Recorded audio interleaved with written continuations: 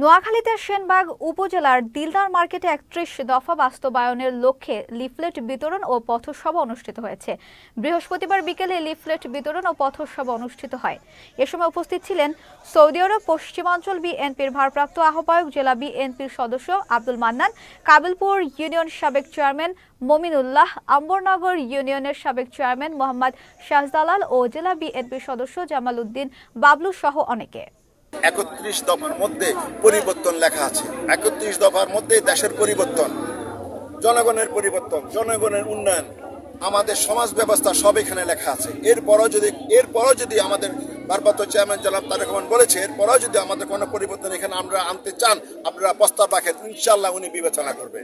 আমরা সেনবাগ এবং সোনাইমুড়ি আংশিক সকল জনগণকে জানিয়ে যেতে চাই, পরিবর্তনের মধ্য দিয়ে, স্বৈরাচার সরকারের মুক্তর মধ্য দিয়ে আমরা ইনশাল্লাহ বাংলাদেশ জাতীয়বাদী দল ইনশাল্লাহ সরকার গঠন করব।